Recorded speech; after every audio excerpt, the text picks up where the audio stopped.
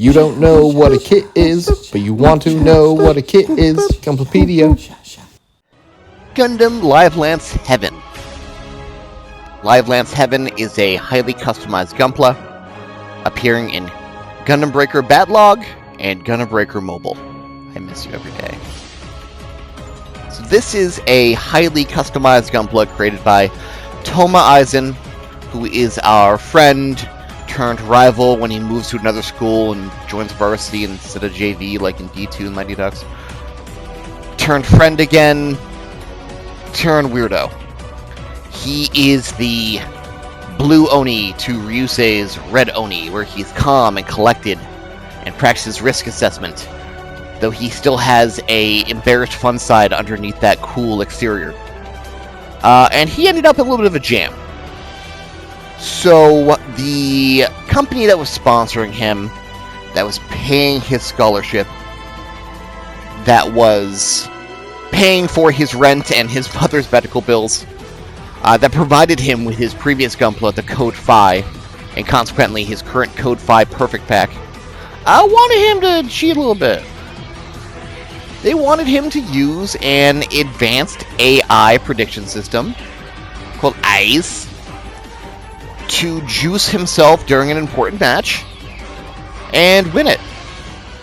And after much deliberation and threats of homelessness, he went in there with the ICE and he fought that battle and he never turned it on. And he lost, more importantly. If he won, maybe he'd be forgiven. But he ended up losing that match, and consequently his sponsors pulled the plug on him. And they also took away his Code Phi. Goodbye. So he was without a Gunpla. I mean, he had Kaiser Buster, but who the hell knows what he did to that? Probably tossed in the trash for their friendship. So, the time comes where, due to the shenanigans of a handsome buffoon running the store, their local hobby shop is at risk of closure. And to try to drum up some business, to try to drum up some advertising, the gang, who are all famous battlers at this point, decide to enter the upcoming GB Fest to try to advertise their local shop and try to save it. To that end, they all decide, after the owner promises to give them a free kit off the shelf. Bad financial sense, but okay, we're already digging, let's dig deeper. He wants to make a new Gunpla based on the Death Scythe Hell. So he goes into his little lab, he tinkers around, and because he's a gigantic cringelord, he comes up with the Livelance Heaven. Yes, Livelance Heaven is just the exact opposite of Death Scythe Hell. I really hope there's at least one person out there who did not get that, and is now completely flat-footed and embarrassed by that. I have secondhand embarrassment. It's so dumb, but it's in character for this loser. So the Livelance Heaven is a fusion of Death Scythe Hell, which still only has a P-Bandai high grade to this day, as well as some Versago parts. Specifically the way those wings fold, specifically the torso, with that really nifty Megasonic cannon built into it.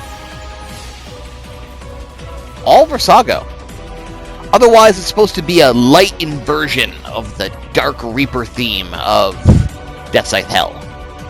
It still has the active cloak where it can close those wings for a protective mode.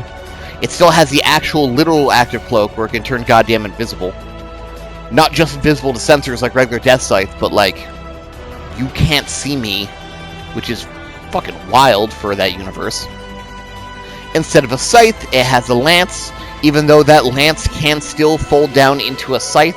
So I guess he didn't want to, not fully commit to the bit. But I can do fancy, cool scythe attacks with it. Yeah. And as a special feature from the After Colony universe, those little crystal-y things on the arms, those are search eyes. Kind of like what Zero and Wing has. That are high-power compound cameras that collect a fuckload of data off of everything they see, which is needed to feed that data into the Zero system. Now, in-game, of course, this is just a standard Old Awakening, or I guess rather, a hyper trance, which, not much. You have your movement speed, you have your attack power, you have your jump speed. It's a big thing. But in universe, it's supposed to take all that data collected from those cameras and sensors, feed it into a specialized AI system, and tell the pilot the best course of action to take to not beef it. In fact, it sends them every possible course of action, including the ones where they beef it. So you really gotta be able to handle the sight of yourself dying multiple times to use it to its fullest. Now, why Toma decided to install an advanced predictive AI system into his new Gunpla after he lost his old Gunpla because he refused to use an advanced predictive AI system out of principle? I don't know, maybe he's stupid. But the Livelance hits. It hits pretty well in game, too. I mean, not only do you have some amazing visuals to play with, and some straight-up Death Scythe hell parts that we can't get otherwise, that you can always recolor. That active cloak is great for denying aggro, since it makes enemies less likely to target you. The zero system being on the arms is actually a pretty unique spot for a hyper trance that can let you free up some slots for some other shenanigans, since you can't have the same kind of skill on the same slot active. The Megasonic Cannon is a standard Jirobi, doesn't do anything real special, you feed in bars to it, but at least it sounds awesome. But the Divine Retribution, that skill on the lance itself, is kind of special. One, it's an EX on a weapon. Outside of the SD weapons, that's pretty rare. Secondly, the wave it sends out actually stuns for a second or two. And passes through enemies, giving you a good amount of crowd control. You can hit multiple dudes with it and just kind of stop in the tracks for a sec. And the dash afterwards goes pretty dang far and does some pretty good part out.